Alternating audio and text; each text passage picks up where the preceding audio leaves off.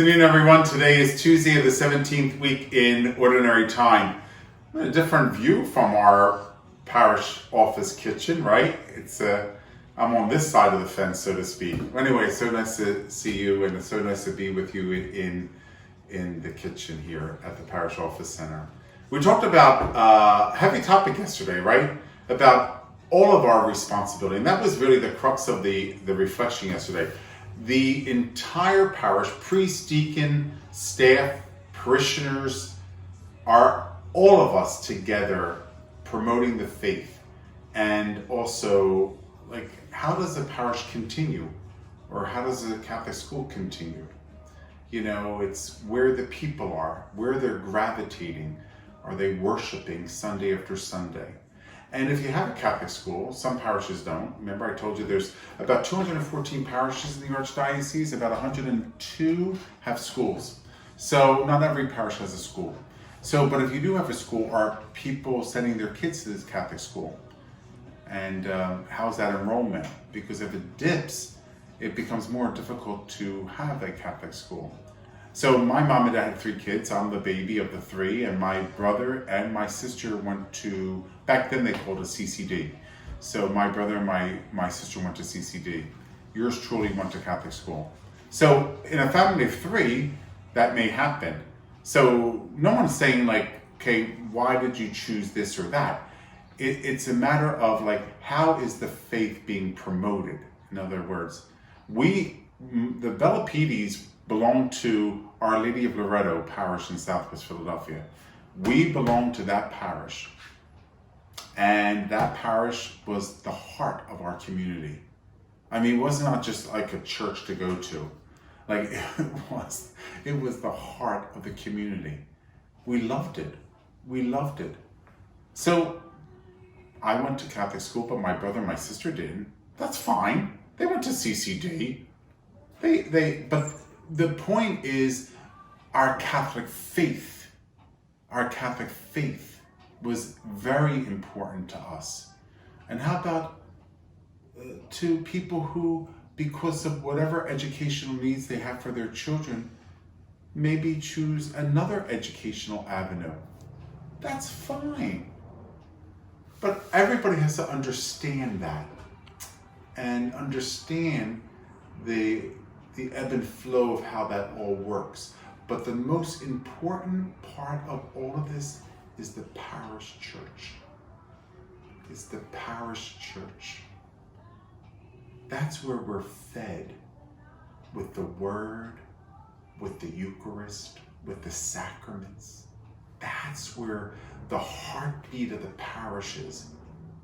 And when that goes down, it's not good. It's not good.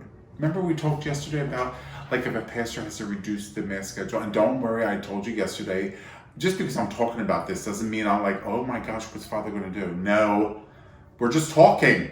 We're at the kitchen table. Or if a parish has to close, no, we're not closing. But if a parish has to close because of their lack of numbers, and they have to join the next parish over, which is only a mile or 2 down the road, then it has to be. It has to be. And it's sad because people are saddened because they say, I go to Mass. I know you do. But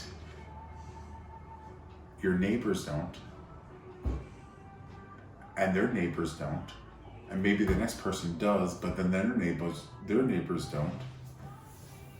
You need to get people back into the life of the parish.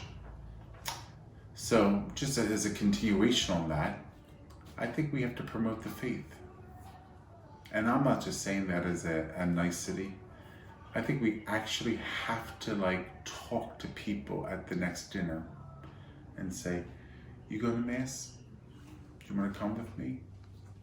Or, place a bulletin in their house, or bring over a bulletin, or invite them to the feast.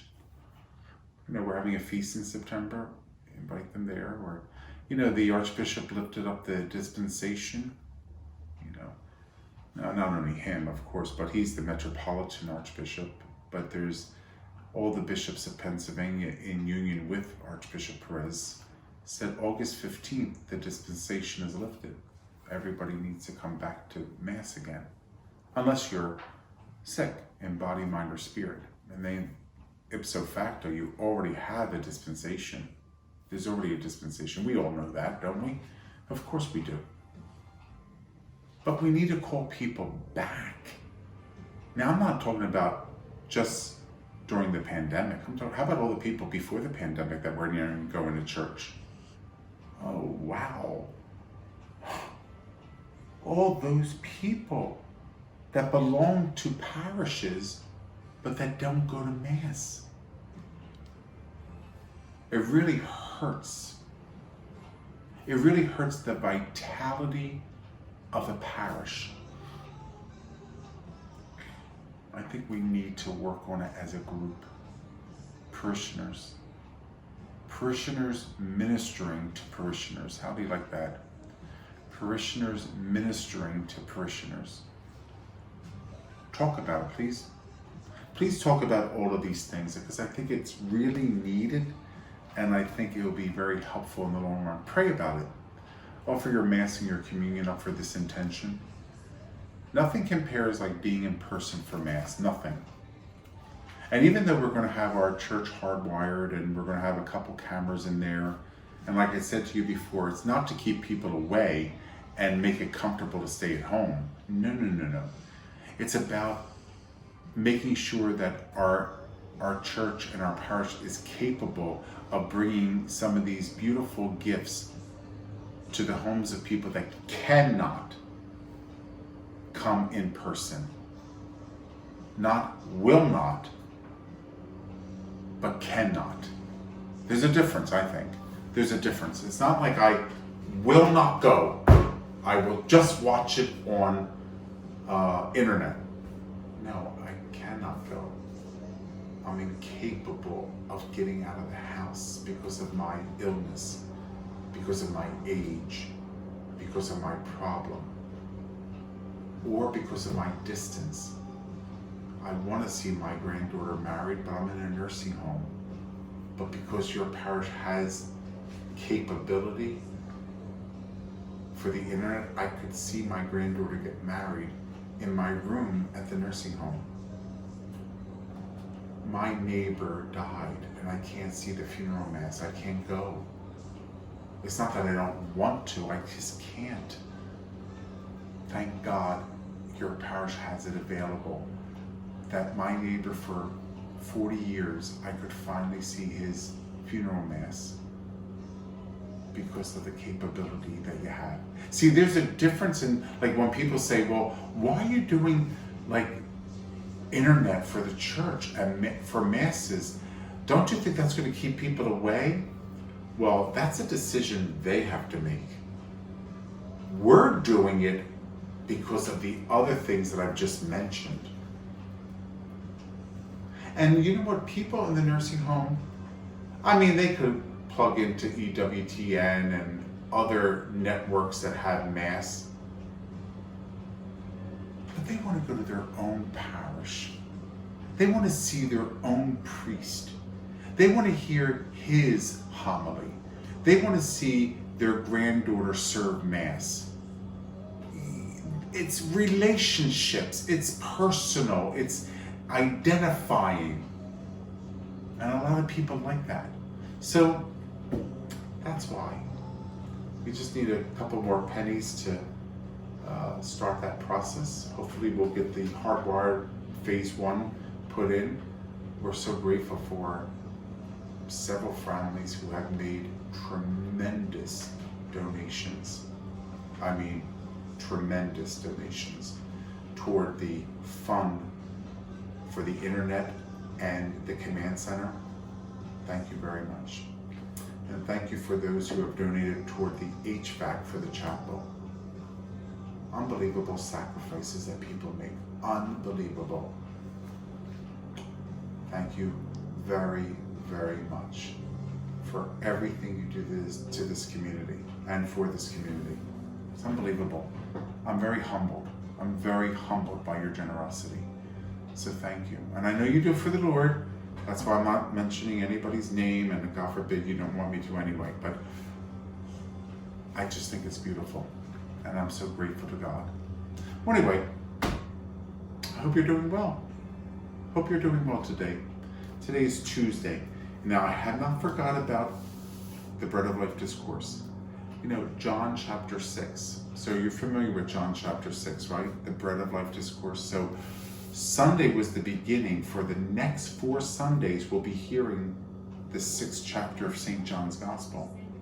That's beautiful, since the bishops want to talk about the Eucharist.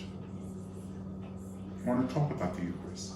And it's very good to talk about the Eucharist because at a time where we're inviting people back after the pandemic, and bishops around the world have lifted the dispensation. For those who don't know what a dispensation is, most of you know. A dispensation is granting you permission by law to be away from the celebration of Mass without the penalty of sin. That's the easy answer. A dispensation is giving Catholics permission to be away from Mass because of it could be a lot of reasons, but because of a health pandemic, to say permission is granted to be away from Mass. That's called a dispensation. When that's lifted, that means that the dispensation is no longer there. Because a dispensation will also say that you're not bound to the Mass because of the health pandemic, and that no sin is incurred on the soul. No sin is incurred. Once the dispensation, and the pandemic, but once the dispensation is lifted, then we're required to attend Mass on Sundays and holy days of obligation, under penalty of sin. And I talk about this dispensation ipso facto. You may have heard me say this. Ipso facto means by the mere fact. By the mere fact that one is sick in body, mind, or spirit, and I'm not talking about someone milking it, but the mere fact that someone is sick by virtue of body, mind, and spirit, they automatically have a dispensation. Now you know that, right? You automatically have a dispensation. So, on August the 15th, which is the solemnity of the Assumption of Mary into heaven, body and soul, that is when the obligation to attend Mass goes back into play for every baptized Catholic, under penalty of sin. So if you miss Mass through your own fault on a Sunday or a Saturday afternoon, or a holy day of obligation, you do have a mortal sin on your soul. And you need to go to sacramental confession in order to receive Holy Communion. I hope you all know that. I'm not teaching anything new, but just in case, if anybody does not know about this, I just want to throw that out. Because you may also teach your grandchildren or your family and say, wait a minute, the bishops of Pennsylvania, in fact, the bishops of the United States, have granted a dispensation because of a health pandemic. Let's just get that clear. They would never grant a dispensation to miss Mass, but because of a health pandemic, the bishops granted a dispensation for Catholics not to be bound to attend Mass, and they would not incur a mortal sin. Well, on August 15th, the dispensation is lifted, which means that Catholics are called back to Mass in person. And if we don't go to Mass, we incur a mortal sin, which means that the only way that a mortal sin can be forgiven is to go to sacramental confession. You just can't go home into your bedroom and say, God, I'm sorry for missing Mass today, and think that God's going to be like, no problem. Wipe that thing off your soul. No, you need to do what Christ has established. Okay? Just want us to be very clear about all of this stuff, because when you have conversations with people, you could talk to them about. And one of the conversations you're going to have is probably people are going to say, oh, now it's okay. So what makes one week okay and another week not okay? Oh, they're playing with this. No, stop that. That's disrespectful, first of all, to talk like that. It's not about one Sunday it is a sin and another Sunday it's not a sin. It is generally always sinful to miss Mass on Sundays. It's the day of the Lord. It's the Sabbath for Christians. But we just went through a health pandemic. You couldn't visit nursing homes. You couldn't do a lot of things. And the church is just saying, at this particular period, the church is granting a dispensation for all baptized Catholics during this health pandemic, that the penalty of sin is not incurred on an individual soul. And now they say, after time has passed, after the number of deaths have gone down because of this pandemic, because of the safety and the cleanliness and just the personal understanding of the airborne virus, the bishops of each region, and that's how they do it, each region will come together and say, when will the dispensation be lifted? Well, the bishops of Pennsylvania decided that it would be August 15th for our region. Because you may have a friend who says, wait a minute, that's not the case. I live in Nevada. Those bishops did not. Yes, that's true. That may be true. I'm just talking off the top of my head. That may be true because the bishops of Nevada probably will say it's going to be September 8th, the birthday of Mary. Like, I don't know. But the bishops of Pennsylvania said August 15th. Now, I know the bishops of Ohio have already went back. They went before Pennsylvania.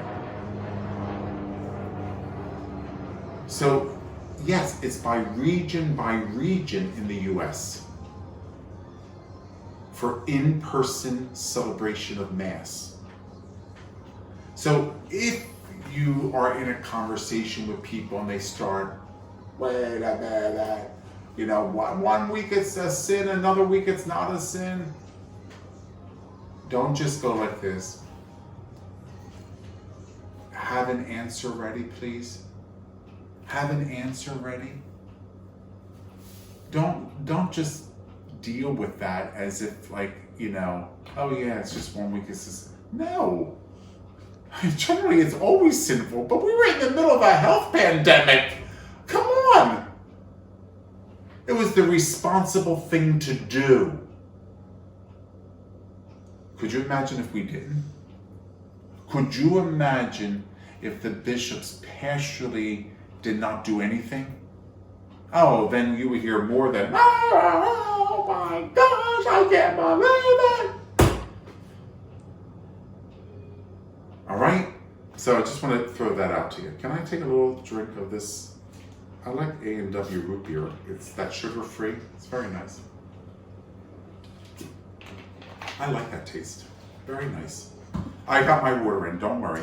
So anyway, I wanted to talk to you about, only a little bit, I don't want to waste too much time, but I want to talk to you about the Bread of Life Discourse again, because the Bread of Life Discourse, John chapter 6, is very important. So on Sunday, and I know today's Tuesday, but Sunday we talked about the Sea of Galilee, water.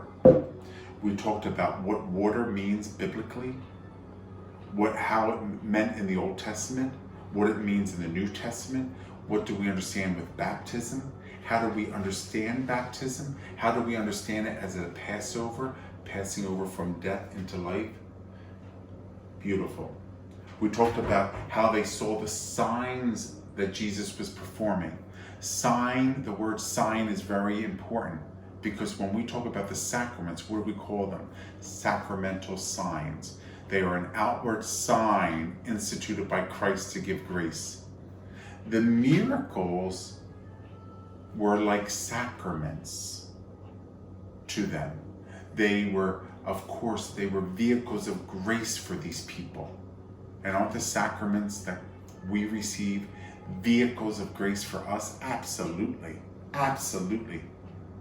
They're outward signs that are vehicles of grace that Christ gives to us. So you can see the whole play on sacramental moments of grace. Let's just say moments of grace. Okay? Vehicles of grace. Then they went all around him, coming everywhere. We also talked about the Sea of Galilee, how big it was, how small it was. You know, it's a nice size, but don't think it's like, no, it's a nice large size, but it's not enormous. Okay? Then we talked about mountains. Are you writing this down? Mountains. What is a mountain? You know, how do we understand a mountain? A mountain's a place of change. Absolutely. Mountains where God converses change. A mountain changes us. It's a lofty place where God speaks to us. So mountains biblically are very important. So we talked about Mount Sinai, the Ten Commandments. We talked about Mount Tabor, where the Transfiguration happened. We talked about the Sermon on the Mount. We talked about Mount Calvary. Do you understand these mountains? Mountains. The prophets spoke to God on mountains. Okay, you get the whole biblical understanding of mountain and how that encounter caused conversion among people to change. Absolutely. I think it's perfectly clear, but I want to make sure you understand it as well. And maybe you get it. Maybe that's fine with you. He sat down with his disciples. Disciple means students. He sat down and taught them. They watched him, they observed him, they learned from him. But some students get it better than others, right? Some students understand it, some students pick it up like that. Some students are like, what? What? But the disciples were always with him. The Jewish feast of Passover was near. What's Passover? What's the understanding of Passover? Is it the meal only? But what is Passover? What is Passover in the Catholic sense? Every sacrament is Passover, from death into life. Every encounter with Christ in his risen, glorified body is passing over from death into life. That encounter is a Passover. That moment is in Passover. That's why we say, do this in memory of me. What does that mean, do this in memory of me? In the Jewish understanding, it's kairotic. It's taking that event and making it not something of the past, but something of the present. So my memory of that is not about, oh, remember what happened back then?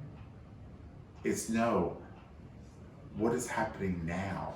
Do this in memory of me. It is current now.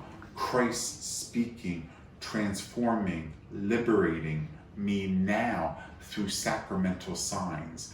This is the sign that he performed. They all gathered around.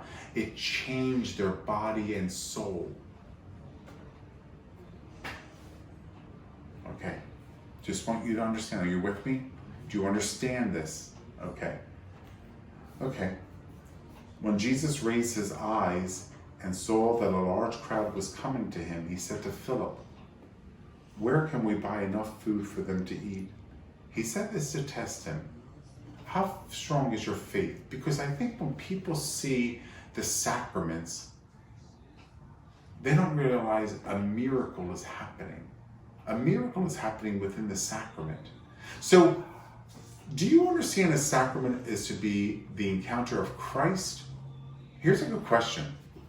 Do you understand the miracles to be an encounter of Christ or a Catholic ritual?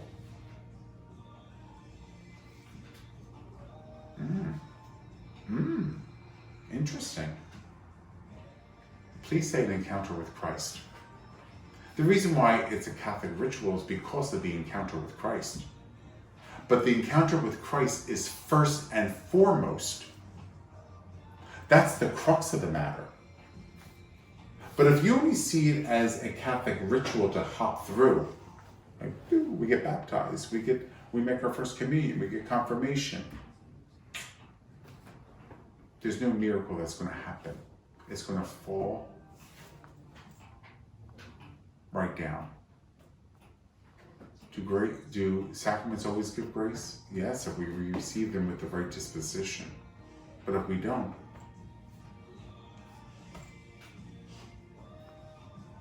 so do you understand, like, when does sacraments become encounters with Christ, the living Christ, and not part of like just a Catholic hoop to jump through or a ritual to be performed? Important stuff to know and to understand.